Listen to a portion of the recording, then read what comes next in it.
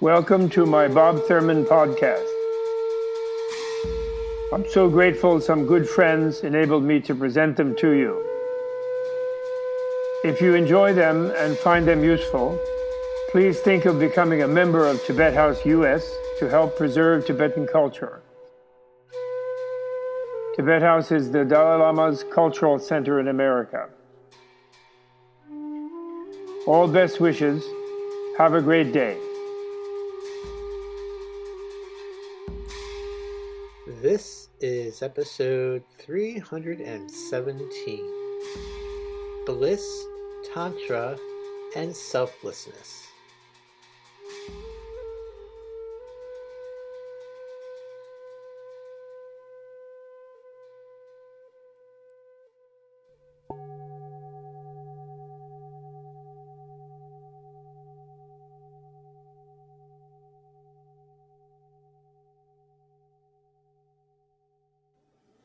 We do live in reason.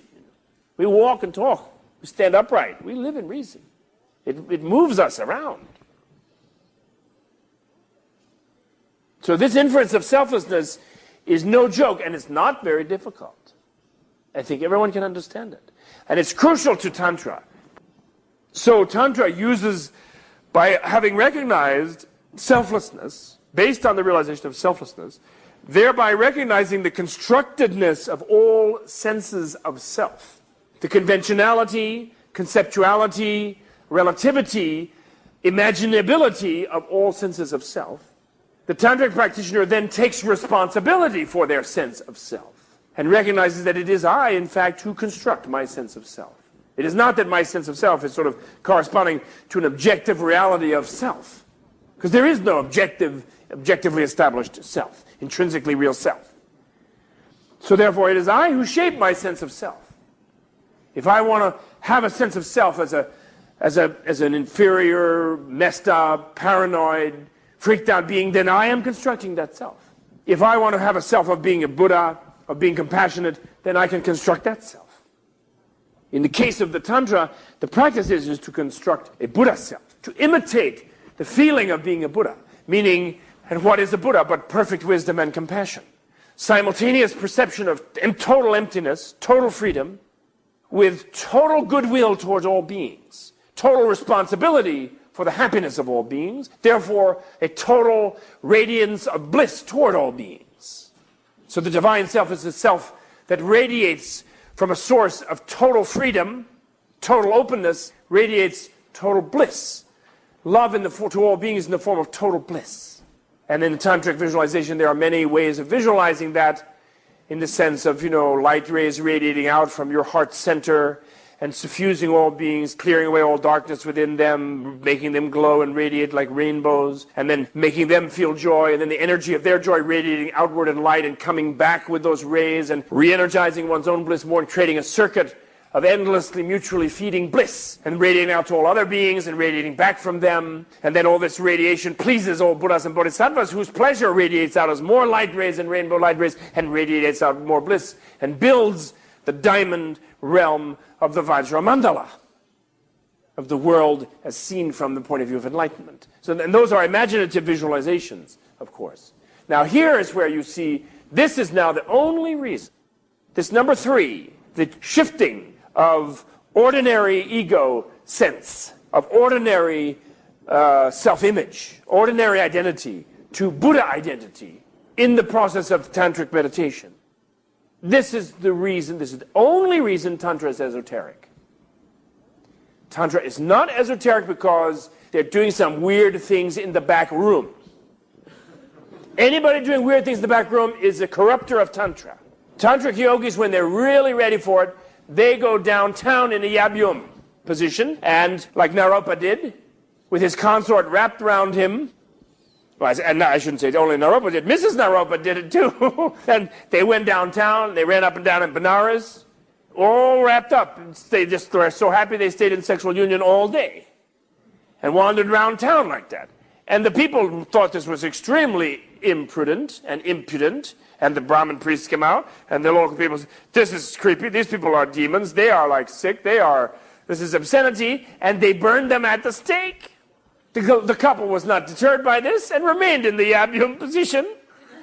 And it put a giant pile of wood, and it burned like a mountain of fire all night. And the next day the townspeople came back, and they were still sitting there. But this time the fire had turned into a lotus, and where the fire had burned was turned into a beautiful lotus lake. And they were sitting there radiating rainbow light rays, having enjoyed the nice, warm, sexy evening. So then the townspeople sort of gave up. And their emotional plague, as Wilhelm Reich would say, sort of bankrupt on themselves. And they had to kind of open their own energy and at least allow other people to be, totally open to bliss, which is what he was demonstrating in that. So there's no back room about the erotic level of Tantra when it really comes on. When Buddhas decide that it's time for that kind of a demonstration. They don't go sneaking into back rooms. They don't need to because they are capable of being burned at the stake while in the male-female embrace, and to just simply douse the fires into a lotus lake. So you can see they're not at an ordinary, this is not an ordinary level of being. It is a being that has understood the nature of quarks and understood the nature of energy, and in fact is responsible for the construction of their body. And is constructing it as an art form. Their body is a performance art. Their drawing breath is a performance art to open other beings to liberation. It's the ultimate, they are the ultimate artists in that their own body and their own breathing is art. It's not for their own sake, that is. They are not sitting there gulping air because they need the oxygen. If they are not sitting there gulping air because they need the oxygen, how much less are they running around in male-female union because they have uncontrolled lusts for sex? No way. These people are totally beyond, although they can take these energies and use them as their bliss engine activators. But they have no desire. They're totally detached. They can be burnt. Of course, you can't burn them. That's why they, Jesus is the same as that, From a tantric point of view, Jesus is just one of these people. And the whole point is not this crucifying. That's just letting people have at it, Letting the emotional plague people run out and rigidly try to stop the world from vibrating. And prevent this nice radiant person from radiating. And rip them apart. So he says, yeah, rip me apart. Okay, rip them apart. Then he gets up and wanders off in a rainbow form. And then they should realize they shouldn't go ripping people apart just because they give them streamings or vibrations. So the whole point is the resurrection has nothing to do with this boring crucifixion. That's the stupidity of the people. It's not that he thought, oh great, I'm going to go get crucified. This is ridiculous. He's showing that even that doesn't bother him. He's showing that love is more powerful than that nasty business. That's the point. So the tantric siddhas were always getting burned and all this stuff. They were. Then they would rise. But, if he was in India, he probably would have risen on the third day embracing Mary Magdalene and flown off in the sky. Hell, why leave Mary there? Probably did, and they probably didn't write it down. They cut it out. It was censored. Censored, those Mediterranean uptights. They probably did. I bet he and Mary Magdalene just flew around. I bet anything. So, but you see, this thing of this divine self-image, this Buddha self-image, Buddha image, I am Buddha. Om shunyata jnana vajra swabhava atma koham. It is I who am of the nature of the diamond, of the reality of the diamond, of the wisdom of voidness. It is I who am, the Dharmakaya. That's the mantra upon which all tantric visualizations and all tantric meditations are based. Om Shunyata Jnana Vajra Svabhava Atma Hoham. That's great. That's a nice one. And that is why Tantra is esoteric. That's the only reason. I'm sorry, I got off into the whole erotic thing on the esoteric reason. Because if someone does not have the inference of selflessness clearly understood, so that there is a control in their mind against getting totally caught up in any form of self-construction, and they are brought for religious reasons or for magical reasons or in whatever context into a situation where they are felt that it's all right to feel, I am Buddha. I'm sort of the supreme energy of the universe. Clearly, A person who comes to that with the naive realism of personal identity intact will become a megalomaniac. They will have what Carl Jung called inflation to a terminal degree, and they will hurt themselves, therefore. They will ruin their human life. They will harm others, of course, when others don't agree with them, and as others won't, and they will bang against the world, and that sense of alienated, ego-driven self will become sort of armored up in this sort of diamond legitimacy, and they'll become monsters. Which the main point being, they will hurt themselves. They'll waste their fabulous opportunity as a human being to learn to attain enlightenment. So that is why Tantra is esoteric. If people were ready, Buddhas would teach Tantra wide open from the beginning. Would have taught Tantra the very first minute under the Bodhi tree. Said, hey, Tantra, highest technology of the heart chakra for direct entry to Buddhahood instantly for everybody. But beings, that wouldn't have done them any good. Different beings said, oh wait, highest energy chakra heart, they would all go nuts. So first he said, oh, suffering, confusion. Your sense of self is distorted, diluted. See through it, understand it. And this is so important.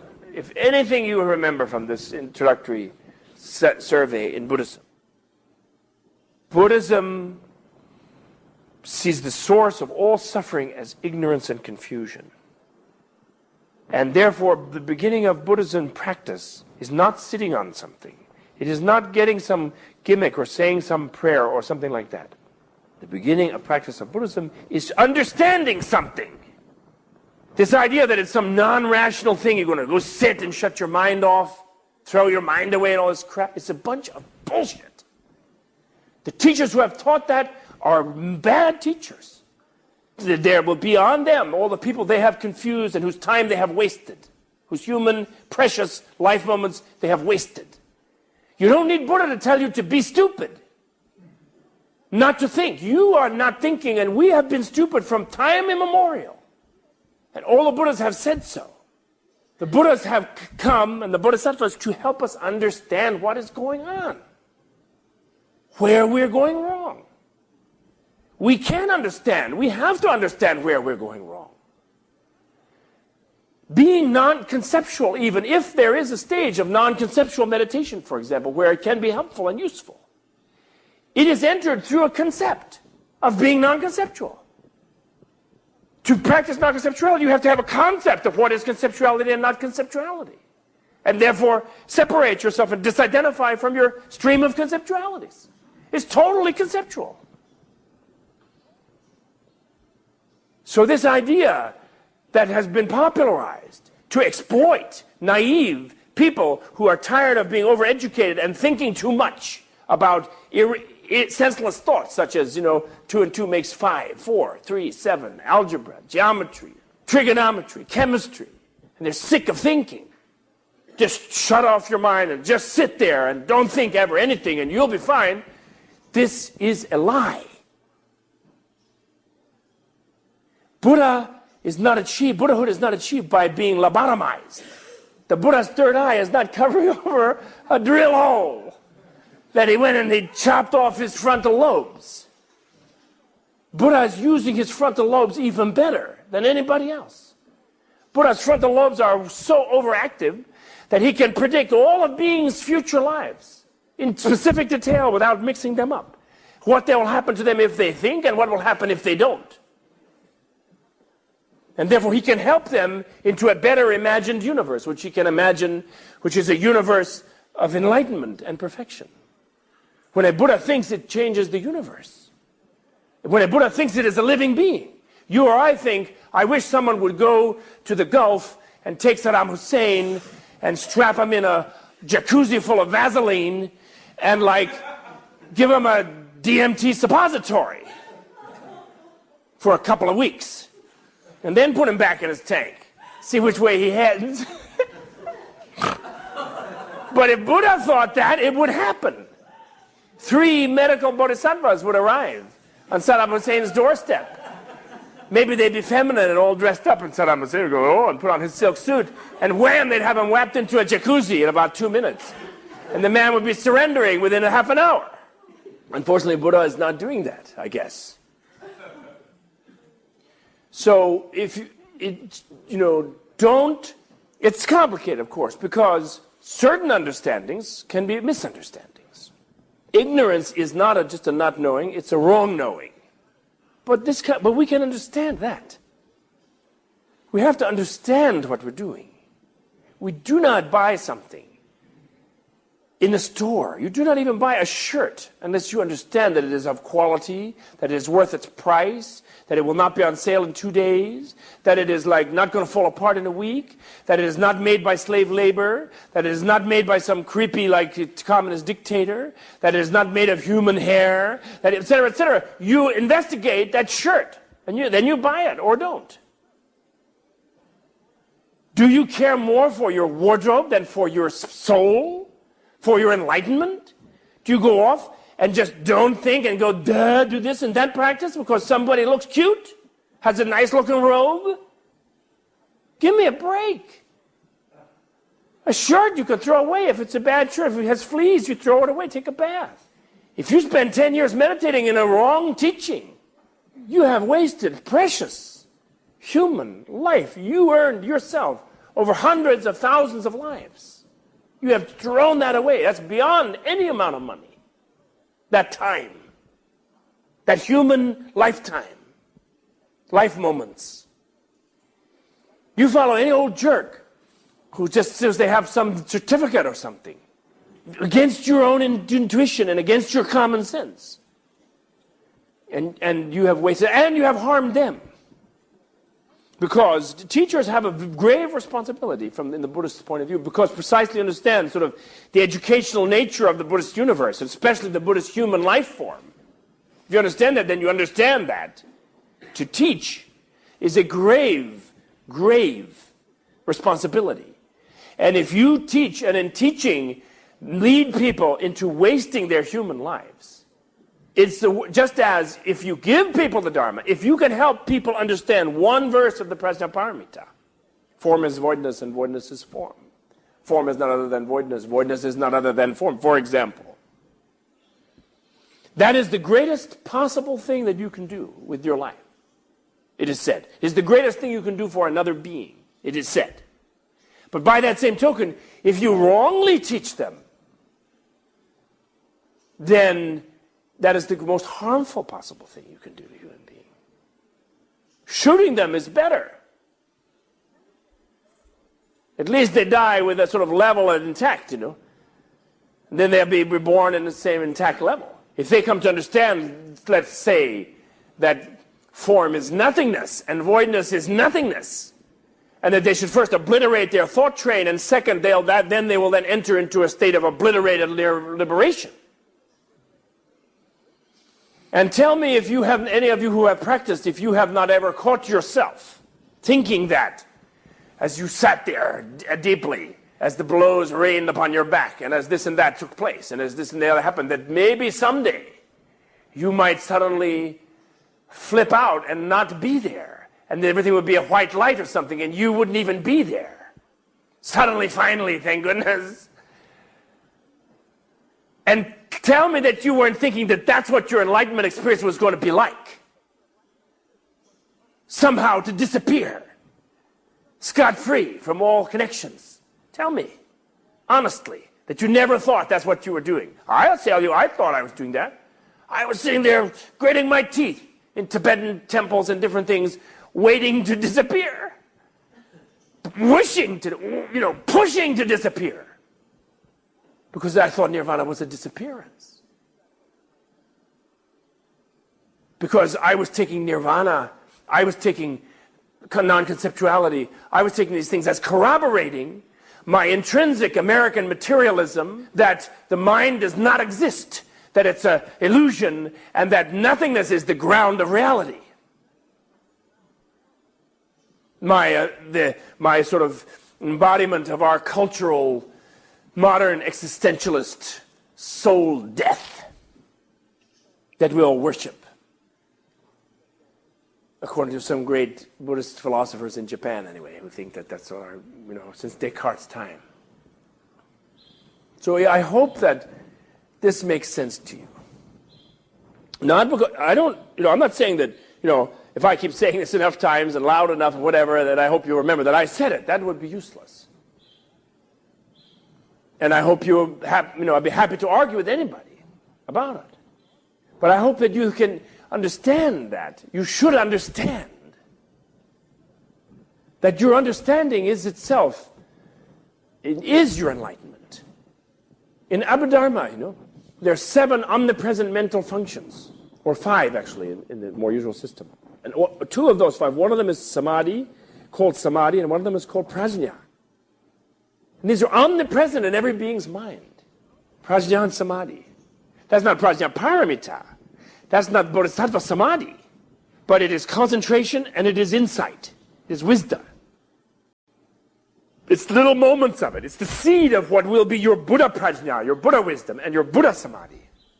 It's in our mind now. Anytime we can sort of focus and think for a minute on, and aim our mind at one thing, or even think about not thinking, and be one-pointed without moving the thought for a moment, that's a samadhi. There are thought-filled ones and thought-empty ones. Anytime we have insight, we see through the surface of something, we see its inner structure, we see beyond the previous thing. That's our wisdom, our prajna, our genius. Everyone is a genius. And it's not always intuition. That's not always reliable. Remember that the racist, the Nation of Islam, or the nation of what those guys in Montana, the Ku Klux Klan and these people, they have a big intuition that they're right.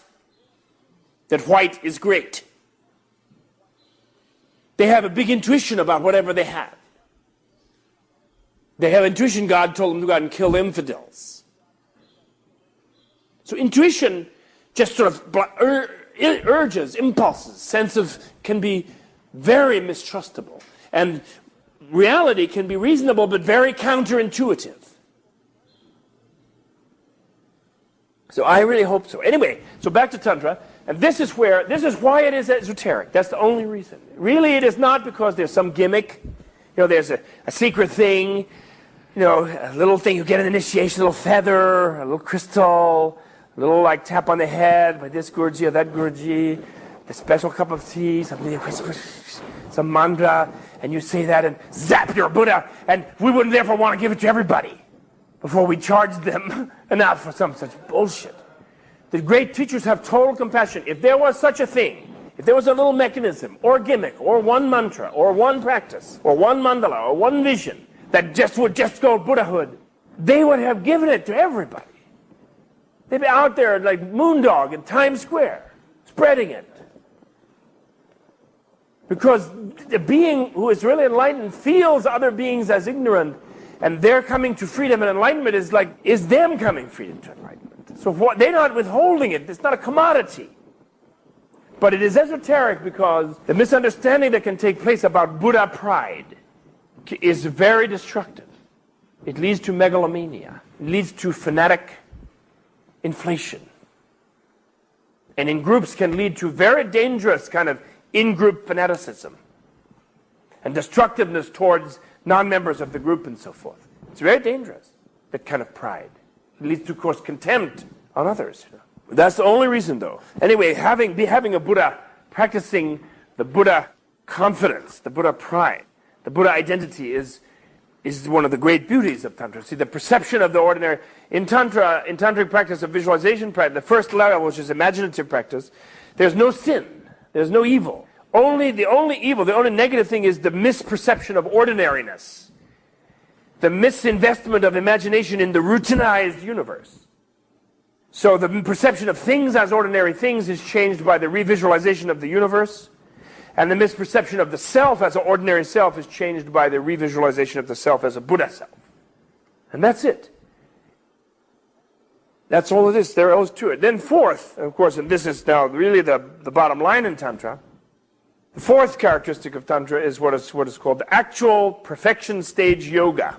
And this is called, some people call completion stage, or some people talk about great perfection or great completion. But all of these are really all included in the perfection stage, what is called perfection stage. The actual nishpanakrama, that is, the actual perfection stage yoga of the subtle body mind, which experiments, in the literal sense, experiments with death, between, and rebirth states, and accelerates the deepening of the non-conceptual experience of voidness by mobilizing the subtle subjectivity of great bliss, intuitive wisdom. And that means that finally, of course, all this imagination and vision, self-image of the self as a Buddha, an image of the world as a mandala, is not at all a thing in itself. Remember, that is all emptiness that is visualized as the self-identity. Emptiness that is visualized as the mandala. Mandala, these diamond beams, are nothing but emptiness. They are the wisdom of emptiness, shaped into those forms.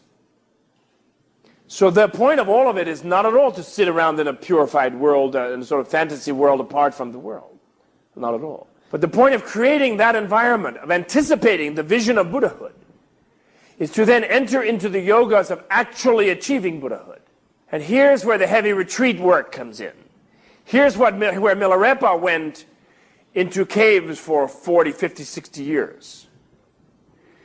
Why Milarepa didn't go to the bazaar and just start teaching wildly after like a little bit of visualization training, or 2 or 3 years, why he went on for many years, because this is then the level at which he was working, the level of the perfection stage. Because in this level, now, remember I said initially, we said that the apocalyptic vehicle, the Vajra vehicle, was the collapsing or the condensing, the compressing of millions of lifetimes into a single coarse body lifetime.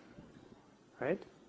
What that means is that once the visualization has taken place, the mandala is created, the confidence is created, the world of death is perceived as the Dharmakaya, the dream state, the bardo between state, between death and rebirth, is perceived as the Sambhogakaya. The life state is perceived as the Nirmanakaya, visualized. So there's no nothingness, there's no disappearance, there's no danger, there's no harm. It's a perfectly safe universe.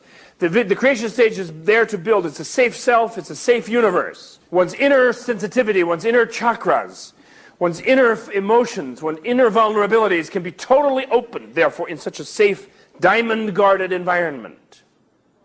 But the purpose of that environment is not just to hold the environment and sit around an environment. It is to open those inner sensibilities. To open those inner sensibilities, then one has to begin to confront the inner instincts. Then one has to, in fact, learn to die. One does not die because it is within this special context, framework, but one learns to die. One learns to dissolve the energies into the central channel, to imitate the process of death. Or to rather, it's not quite imitation, because it's experience, it's to rehearse the process of death. To rehearse the process of arising in a between-state body, which is known as a magic body. And to rehearse the process of being reborn in your own coarse body. And return then to the coarse world and repeat the cycle. To learn to die, to learn to sort of re-engineer yourself into a Buddha embodiment. So that then the great Mahasiddhas can be present in many bodies. I don't know if you've ever read the 100,000 Songs of Milarepa. But Milarepa, when he wanted to, he would appear in 13 different villages and teach to different disciples in different forms. Sometimes the disciple he would appear as 50 people, or so 50 Milarepas, teasing one of his disciples and going, yeah, nah, nah, nah. There was one time when Rechungpa was really being arrogant and Milarepa multiplied himself into a whole bunch of Milarepas and they all went, yeah, nah, nah, nah. On this one guy, because he was being arrogant with his teacher, he thought he was a big scholar, And so they have achieved this emanational ability, And then the whole, and of course, Tibet, the high technology country par excellence of Tantra, of apocalyptic vehicle, it became such that so many people achieved these abilities of controlling the death and rebirth process that they were being reincarnated all over the place, It was like really nerve-wracking. You never know who would turn up in your womb, You'd be out there, you have to fall in love, passion, get pregnant, and who might be there? You never know, Might be your former, English teacher, Might be the boyfriend you dumped off in the last life. Might be the girlfriend you dumped off in the last life. There they are. Or it might be Lama so-and-so. So, people were pretty, uptight about pregnant ladies because they didn't know, Dalai Lama might be in there, holding forth. And, it became so much now, whether or not, this one can take a negative and say, oh, Tibet's a bunch of baloney and blah, blah, blah, and whatever one's view is, that can be that. But the point is, this was a culture that was a civilization that was based on people having been convinced as a whole that many people could and did attain this ability. It's like in America, if we had a culture where 150, 200 years from now, we had, moon stations and colonies in space, and this and that, and there was like thousands and thousands of astronauts who were accomplished space voyagers. And, then they had a certain role and respect, and they'd seen our planet from another angle, and they would be people apart in a way because they had not just been on this earth all the time. They had gone out of this reality and come back, and they'd be respected within our materialistic culture. Those are the brave ones who went into outer space. So Tibet was a culture where people went into this inner space, were like astronauts of the perfection stage, of dying and going out into these bodies, into other universes and into subtle universes, and coming back into the body, and then dying and coming back into another body, being reincarnated and carrying on in that work. Or in the multiple bodies, there are lamas who reincarnated in 5 bodies, sometimes. And there was at least so much of it that the people widely thought it was considered like a commonplace possibility, more or less. So that finally it got to be where you wouldn't vote for somebody unless they were reincarnation. Couldn't get out there and say, I'm honest, I went to law school, I won't cheat you, I have a good record, I pay my taxes. No, you had to say, I've been reincarnated 7 times, I always did compassionate work in those times, so I'll be a good governor. And they say, okay, you run calm. They don't want these people who've only been around 1 life on the job training. They want people who have been Dalai Lamas for at least 7 or 8 lives. Then, okay, we'll vote for that one. It's an adorable idea, I think, don't you think? Vote for me, I was Lincoln.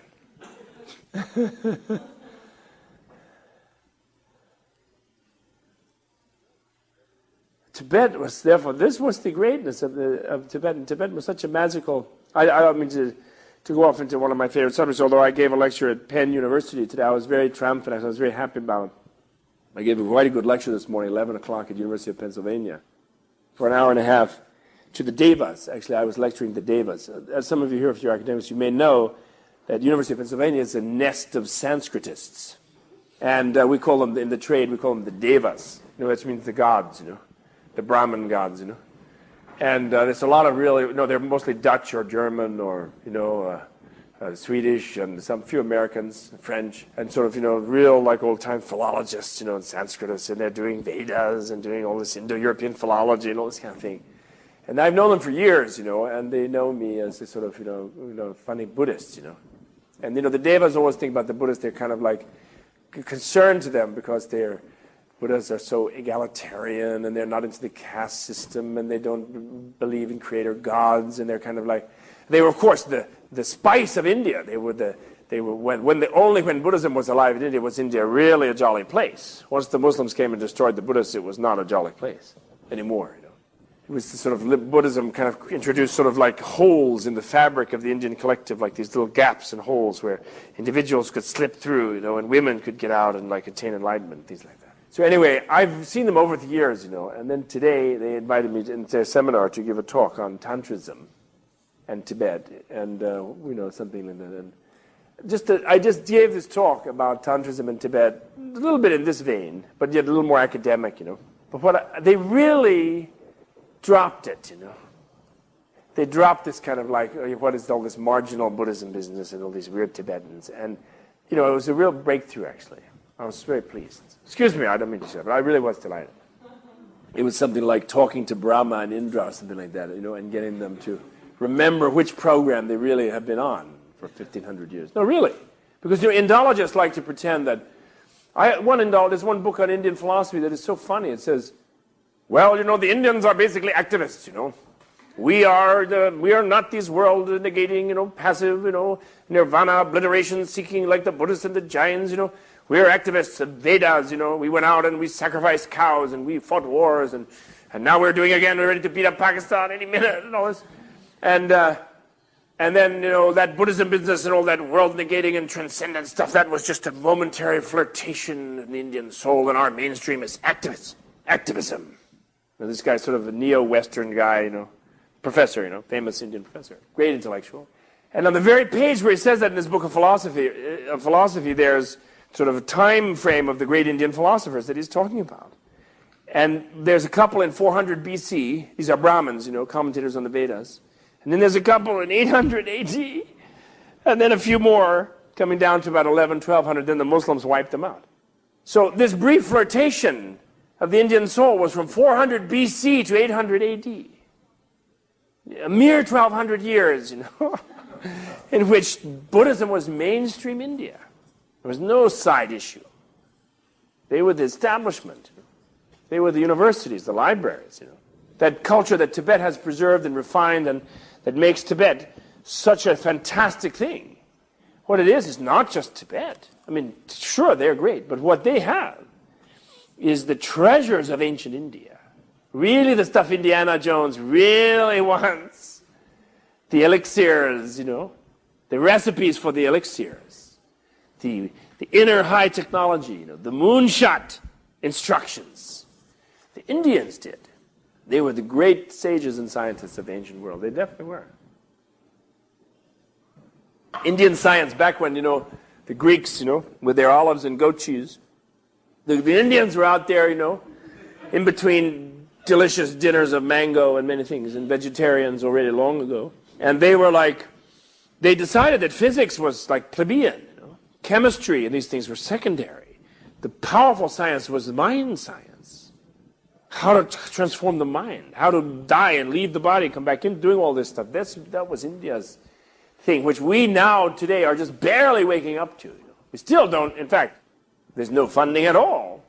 They give the only funding, the only place where there's some recognition of this power of the mind in reality is these few professors, a few doctors who are given grants by the National Institute of Health or something to run over to India.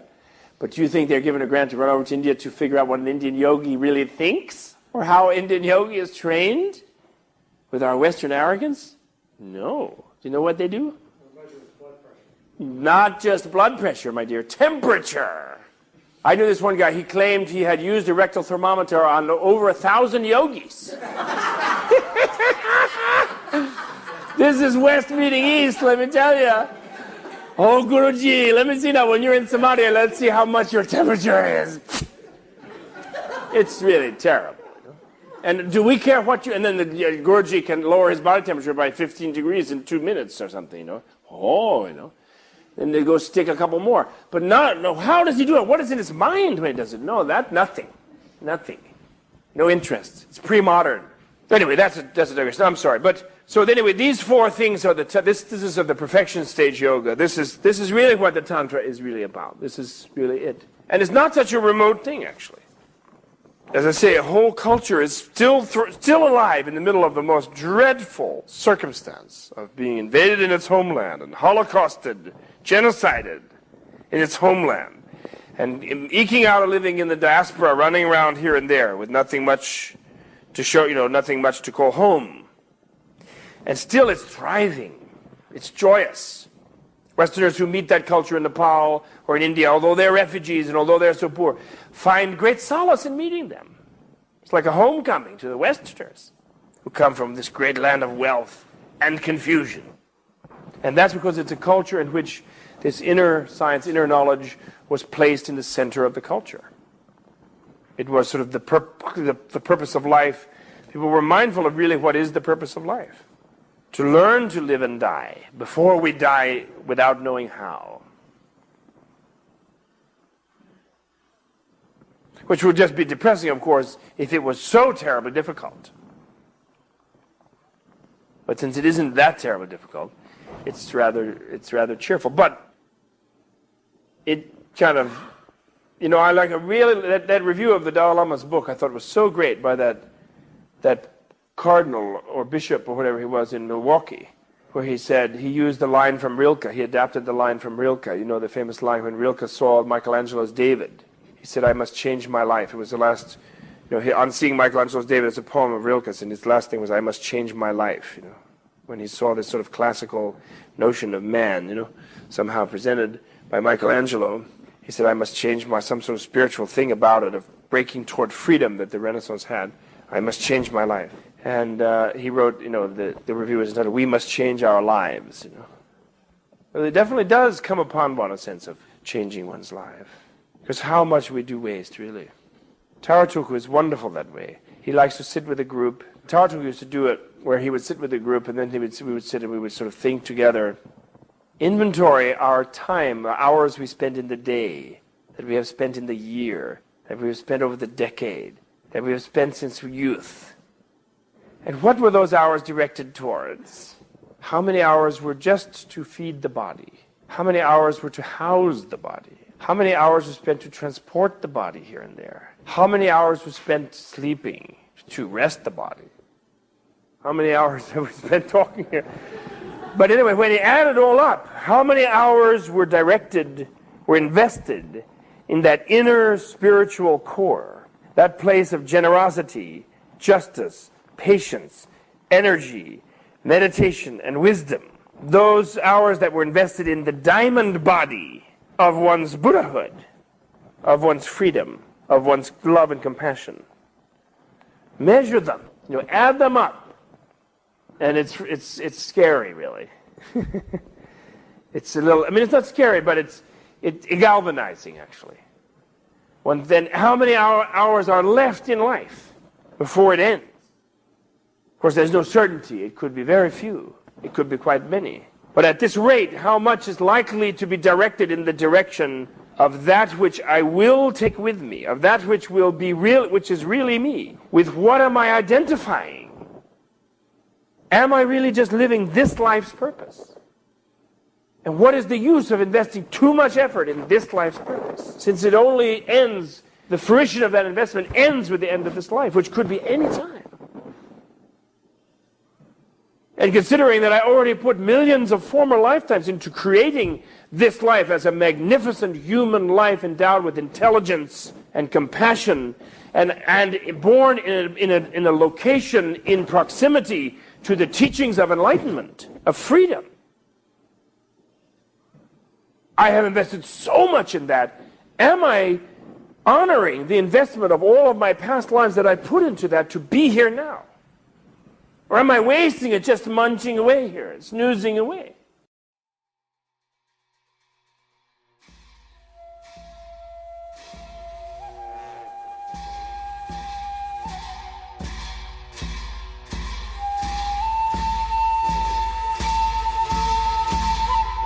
The Bob Thurman podcast is produced through a Creative Commons No Derivatives license. Please be sure to like, share, and repost on your favorite social media platforms. And is brought to you in part through the generous support of the Tibet House US Menla membership community and listeners like you. To learn more about the benefits of Tibet House membership, please visit our websites at thus.org, menla.org, and bobthurman.com. Tashi Delek, and thanks for tuning in.